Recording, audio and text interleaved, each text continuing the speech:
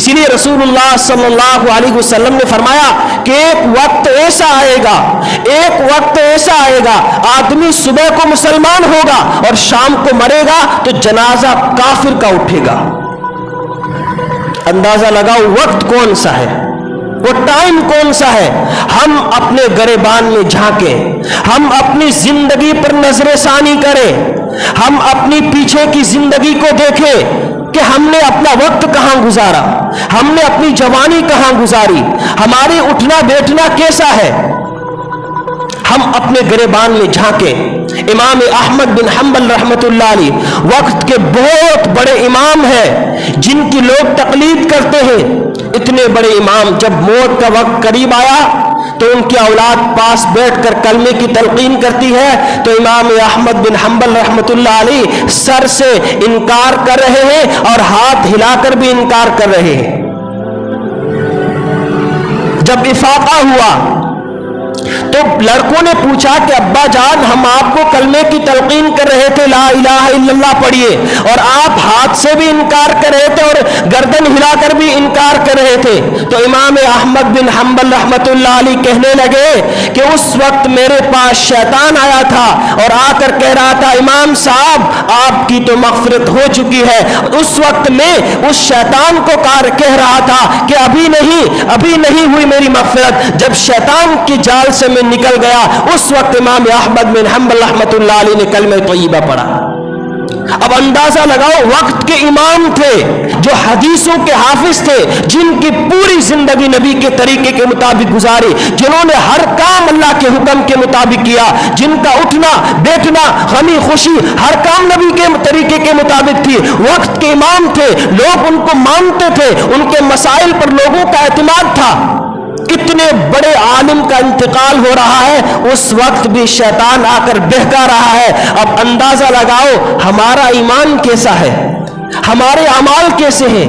ہم تو نمازیں 8 کی کھاٹ کی 360 کی, اس کے علاوہ ہمارے پاس کوئی نماز نہیں ہے, اس کے پاس ہمارے پاس کوئی اعمال نہیں ہے. اسی لیے اپنی زندگی کا جائزہ لیں, اپنے اعمال پر نظر ثانی کریں. آپ بھی اپنے گریبان میں جھانکیں اور میں بھی جھانکوں. میں اس پگڑی کو پہن کر سلوار اونچی رکھ کر آپ کو تو دھوکہ دے سکتا ہوں, میں لمبی لمبی تسبیح رول کر آپ کو دھوکہ دے سکتا ہوں, لیکن میرا رب دیکھ رہا ہے. آپ ایک جگہ اپنی ایمانداری دکھا کر لوگوں کو دھوکہ دے سکتے ہو, آپ کسی جگہ اپنی سچائی دکھا کر اور ایمانداری دکھا کر لوگوں کو دھوکہ دے سکتے ہو, لیکن اوپر پہ کیمرہ چالو ہے, ہر وقت تمہارے رب کی تم پر نظر ہے کیا کر رہے ہو. اسی لیے اللہ نے ہر انسان کے ساتھ 2 فرشتے لگا رکھے ہیں.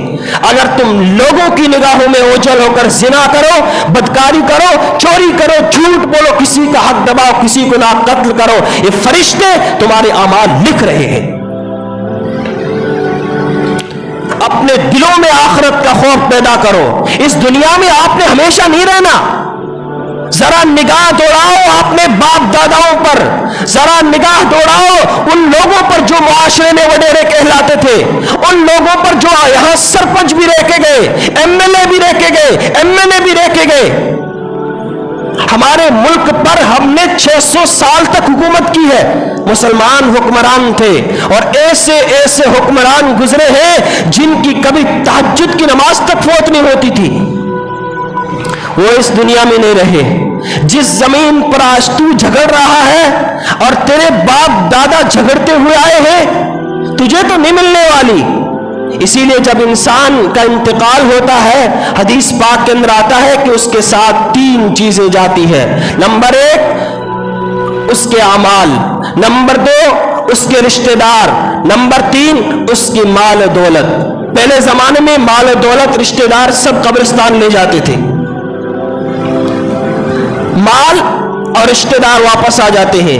ایک چیز ان کا انسان کے ساتھ رہتی ہے, وہ ہے اعمال, وہ ہے اپنا ایمان, وہ ہے اپنی زندگی نبی کے طریقے کے مطابق گزاری ہوئی, وہ ہے اللہ کا حکم جو ہم نے دنیا میں مانا. اب اندازہ لگاؤ کہ ہماری کتنی وہ زندگی ہے جو رسول اللہ صلی اللہ علیہ وسلم کے بتائے ہوئے طریقے کے مطابق گزر رہی. جس زمین کے پیچھے تو پوری زندگی لڑتا رہا، جس دکان، گاڑی، بنگلہ، عزت، کاروبار کے پیچھے پورے 60 سال گزار دیے، لیکن تیرے ساتھ کیا چیز جا رہی ہے؟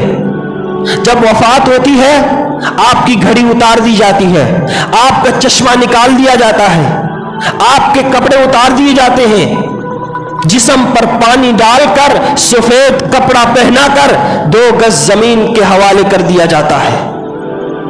کون؟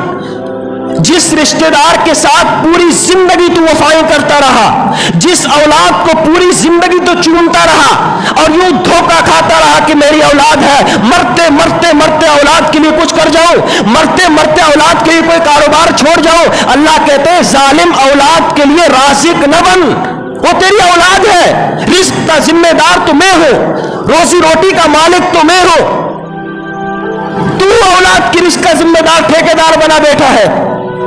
جسے چاہتا ہوں میں روزی دیتا ہوں، جسے چاہتا ہوں میں عزت دیتا ہوں. وَتُعِزُّ مَن تَشَاءُ وَتُذِلُّ مَن تَشَاءُ، عزتیں میرے پاس، ذلتیں میرے پاس. جب تو بیمار ہوتا ہے تو شفا بھی میں دیتا ہوں. ہر چیز اللہ کے ہاتھ میں. ہمیں اللہ نے دنیا میں جو بھیجا ہے متاع قلیل، اسی لیے اللہ کے رسول صلی اللہ علیہ وسلم نے فرمایا کن فی الدنیا کأنک غریب او عابر السبیل، دنیا میں ایسے رہو جیسے کوئی مسافر رہ گزر رہتا ہے. یہ زندگی، یہ دنیا ایک ٹرین ہے، یوں سمجھو نا ایک ٹرین ہے، اس میں کئی پلیٹ فارم آئیں گے، کوئی اتر جائے گا، کوئی چلتا رہے گا، کوئی اتر جائے گا. آپ نے سنا ہے کہ پوری زندگی کوئی ٹرین میں گزاری ہو رہتا ہوا، ایک وقت اسے اتر جانا ہے. جب اس کا پلیٹ فارم آئے گا ٹی ٹی اعلان کرے گا اذا جاء اجلهم لا يستاخرون ساعة ولا يستقدمون، یہ اعلان ہوگا اتر جاؤ آپ کا وقت آ چکا ہے. لا يستاخرون ساعة ولا يستقدمون، ایک سیکنڈ آگے پیچھے نہیں ہوتا، اتار دیا جاتا ہے. اب اندازہ لگاؤ جس دنیا کے پیچھے ہم دن رات محنت کرتے ہیں، جس کاروبار کے پیچھے ہم دن رات لگا دیتے ہیں، جس اولاد کو تو دن رات اس کو اپنی زندگی کا حصہ بنائے بیٹھا ہے، یہ تو دھوکے کا سامان ہے. قرآن کہتا ہے وَمَا الْحَيَاةُ الدُّنْيَا إِلَّا مَتَاعُ الْغُرُورِ، یہ تو دھوکے کا سامان ہے. یہ تو ہم نے تمہیں زندگی گزارنے کا تھوڑا سا ساز و سامان دیا ہے کہ تو اس زندگی گزارتے گزارتے اس جو پیسہ ہے، دولت ہے، روزی روٹی ہے، عزت ہے، اس کے ساتھ ساتھ تو اپنی آخرت کی تیاری کر جو ہمیشہ ہمیشہ کی زندگی ہے. اسی لیے فکر کریں، اپنی زندگی پر نظر ثانی کریں، اپنے آخرت کے بارے میں سوچیں. جس دنیا کے پیچھے ہم پوری زندگی لڑانے، جھگڑنے اور کاروبار کے پیچھے پوری زندگی گزار دیتے ہیں، صرف مقصد ایک ہوتا ہے کہ کچھ جمع کر لو، کچھ اولاد کے لیے چھوڑ جاؤ کہ وہ میرے جانے کے بعد بھوکی نہ مرے. اور کبھی آپ نے اپنی اولاد کے بارے میں یہ سوچا ہے کہ میں ایمان کی حالت میں جاؤں، میرے جانے کے بعد میری اولاد دنیا سے ایمان کی حالت میں جائے؟ ہر مسلمان کا یہ نظریہ ہونا چاہیے، ہر مسلمان کو یہ فکر ہونی چاہیے کہ میرے جانے کے بعد میری اولاد اس دنیا سے جائے تو ایمان کی حالت میں جائے. سب سے بڑی تو دولت یہ ہے. ایک آدمی کروڑ پتی ہے لیکن جب اس کا انتقال ہوتا ہے ساتھ جانے والی چیز اعمال ہے،